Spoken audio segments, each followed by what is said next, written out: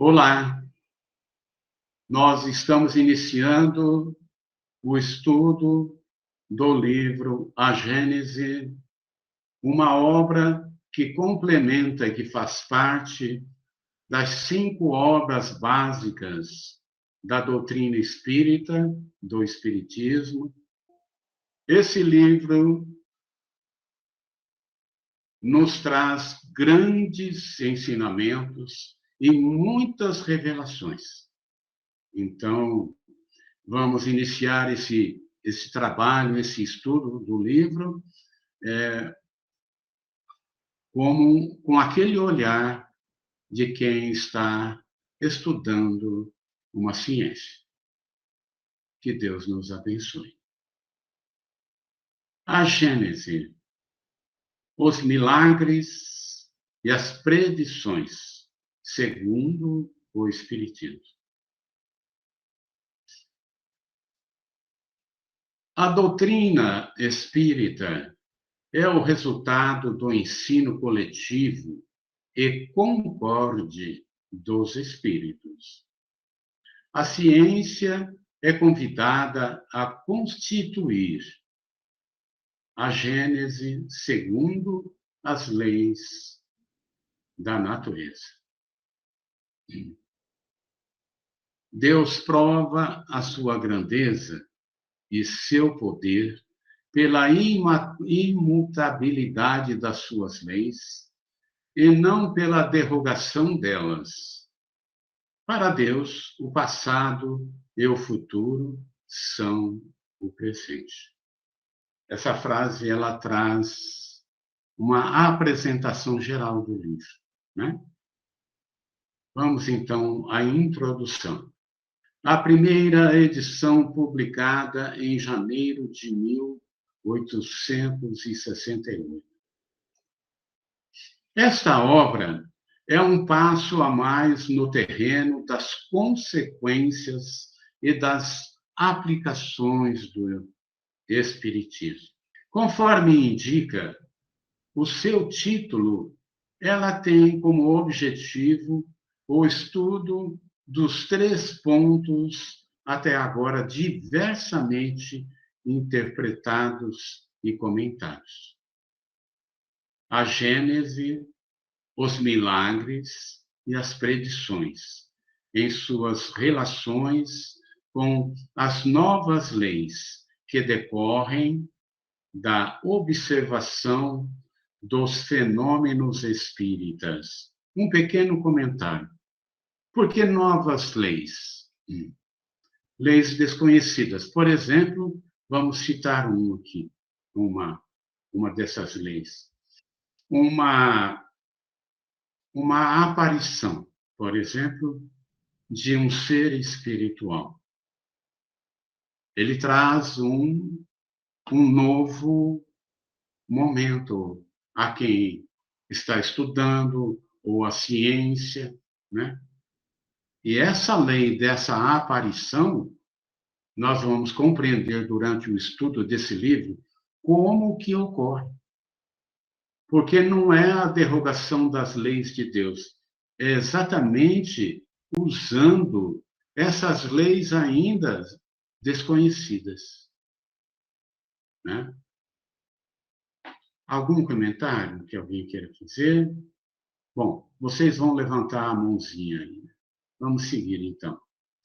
2 elementos, ou se quiserem, 2 forças regem o universo: o elemento espiritual e o elemento material. Da ação desses 2 princípios resultam fenômenos especiais que se tornam naturalmente inexplicáveis, desde que se abstraia de um deles. Do mesmo modo que a formação da água seria inexplicável se não se levasse em consideração um dos seus elementos constituintes, o oxigênio ou o hidrogênio. Ao demonstrar a existência do mundo espiritual e suas relações com o mundo material, O Espiritismo fornece a explicação de uma imensidade de fenômenos incompreendidos e, por isso mesmo, considerados inadmissíveis por parte de certa classe de pensadores. Embora as escrituras estejam repletas de tais fatos, seus comentadores não conseguiram chegar a uma solução racional, visto desconhecerem a lei que os rege. É que giravam sempre dentro do mesmo círculo de ideias e em campos opostos, uns menosprezando os dados positivos da ciência, outros não levando em conta o princípio espiritual. Se nós pensarmos um pouco, até hoje a ciência não considera a existência do espírito. Essa solução se encontra na ação recíproca do espírito e da matéria. É verdade que ela tira da maioria de tais fatos o caráter de sobrenatural. Isso é uma realidade, né? A doutrina tirou de tudo o que era se considerado sobrenatural e maravilhoso, né? E sobrenatural. Mas apresenta, vamos dizer assim, a realidade espiritual em comunhão com o mundo material. Porém, o que vale mais? Admiti-los como resultado das leis da natureza ou rejeitá-los completamente? Sua rejeição absoluta acarreta a negação da própria base do edifício, ao passo que a admissão a tal título, suprimindo-se apenas os acessórios, deixa intacta a base. É por isso que o Espiritismo conduz tantas pessoas à crença em verdades que elas antes consideravam meras utopias.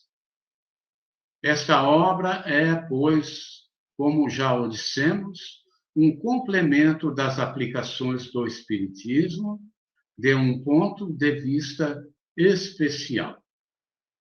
Os materiais se achavam prontos, ou pelo menos elaborados desde longo tempo, mas ainda não chegaram ao momento de serem publicados.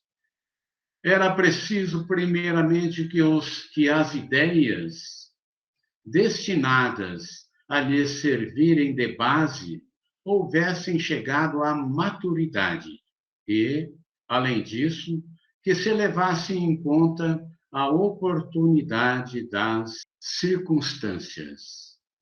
O Espiritismo não tem mistérios nem teorias secretas. Tudo nele deve ser dito com clareza, a fim de que todos o possam julgar com conhecimento de causa. Cada coisa, entretanto, tem de vir a seu tempo para vir com segurança. Isso demonstra que tem muito ainda a ser revelado, né? E tudo a seu tempo. Uma solução dada precipitadamente, antes da elucidação completa da questão, seria mais uma causa de atraso do que de avanço. A importância do assunto que aqui tratamos nos impunha o dever de evitar qualquer precipitação. Antes de entrarmos na matéria, pareceu-nos necessário definir claramente os papéis respectivos dos espíritos e dos homens na elaboração da nova doutrina. Essas considerações preliminares que dela afastam toda a ideia de misticismo fazem o objeto do primeiro capítulo, intitulado Caráter da Revelação Espírita. Pedimos séria atenção para esse ponto, porque, de certo modo, aí está um nó da questão, sem prejuízo da parte que toca à atividade humana na elaboração desta doutrina. A iniciativa da obra pertence aos espíritos, embora não constitua a opinião pessoal de nenhum deles. Ela não é, nem pode deixar de ser, senão o resultado do ensino coletivo e concorde por eles dado. Somente sob tal condição podemos chamá-la doutrina dos espíritos. De outra forma, seria apenas a doutrina de um espírito e só teria o valor de uma opinião pessoal. Generalidade e concordância no ensino, tal é o caráter essencial da doutrina, a condição mesma da sua existência, do que resulta que todo princípio que ainda não haja recebido a consagração do controle da generalidade não pode ser considerado parte integrante dessa mesma doutrina, mas simples opinião isolada, cuja responsabilidade o Espiritismo não pode assumir. É essa coletividade concordante da opinião dos espíritos, submetida, além disso, ao critério da lógica, que constitui a força da doutrina espírita, lhe assegura a perpetuidade. Para que ela mude, seria preciso que a universalidade dos espíritos mudasse de opinião e viesse um dia dizer o contrário do que havia dito. Uma vez que ela tem sua fonte de origem no ensino dos espíritos, para que sucumbisse, seria necessário que os espíritos deixassem de existir. É também o que fará que prevaleça sobre todos os sistemas pessoais, cujas raízes não se encontram por toda a parte, conforme com ela se dá. O livro dos Espíritos só tem consolidado seu crédito por ser a expressão de um pensamento coletivo geral. Em abril de 1867, completou o seu primeiro decenal. Nesse meio tempo, os princípios fundamentais, cujas bases ele havia assentado, foram sucessivamente completados e desenvolvidos em virtude da progressividade do ensino dos espíritos. Novamente um comentário aqui, né? Essa progressividade do ensino dos espíritos, isso é muito lindo, porque se nós pensarmos, e voltamos àquela primeira questão, a doutrina espírita é uma ciência, e uma ciência, ela não pode ser estagnada.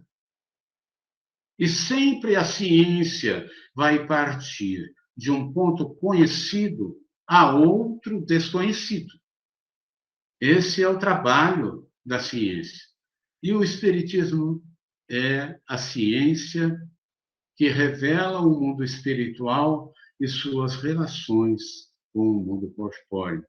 Então, essa progressividade é próprio da ciência espírita. Nenhum, porém, recebeu desmentido da experiência. Todos, sem exceção, permaneceram de pé, mais vivazes do que nunca, enquanto de todas as ideias contraditórias que alguns tentaram opor-me, nenhuma prevaleceu, precisamente porque de todos os lados era ensinado o contrário. Eis o resultado característico que podemos proclamar sem vaidade, pois que jamais nos atribuímos o mérito de tal fato. Os mesmos escrúpulos, havendo presidido a redação das nossas outras obras, podemos com toda a verdade dizê-las segundo o Espiritismo, porque estamos certos de conformidade delas o ensino geral dos Espíritos. O mesmo sucede com esta, que podemos, por motivos semelhantes, apresentar como complemento precedentes, com exceção, todavia, de algumas teorias ainda hipotéticas, que tivemos o cuidado de indicar como tais e que devem ser consideradas simples opiniões pessoais, enquanto não são confirmadas ou contraditadas, a fim de que não pese sobre a doutrina espírita a responsabilidade delas. Aliás, os leitores assíduos da Revista Espírita já devem ter notado, sem dúvida, sob a forma de esboços, a maioria das ideias desenvolvidas aqui nesta obra, conforme o fizemos com relação às anteriores.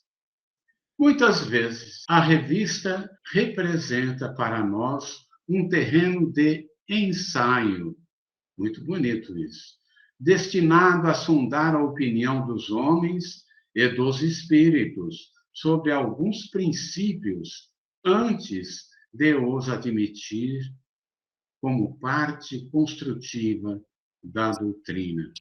Allan Kardec. Algum comentário que alguém... José Mário, por favor. Opa, Pois é, como é bonita essa construção da doutrina espírita, como ela é posta, né? O cuidado, a inteligência suprema, quando nós pensamos aqui, que Allan Kardec diz que é Deus, a inteligência suprema, e como se constrói toda essa doutrina, esterilizando aqui no texto que se veio ao seu tempo, ao momento certo, dentro de uma evolução, desde o mundo, quando não era mundo, na construção do mundo, e no entendimento, não sendo a doutrina construída em cima de um pensamento de um espírito, mas de muitos espíritos, de um conjunto de espíritos, né? E que assim ela, de uma forma generalizada, mas com concordâncias e contínua, ela vem se formando e através de fatos, e se constituindo. É muito linda essa formação e muito lógica, e trabalhar em cima da lógica. E vem se comprovando pela ciência. Ela vem com fundamento e com base. Muito linda essa criação dessa doutrina. Muito bacana. Obrigado, José Mário. Muito bom.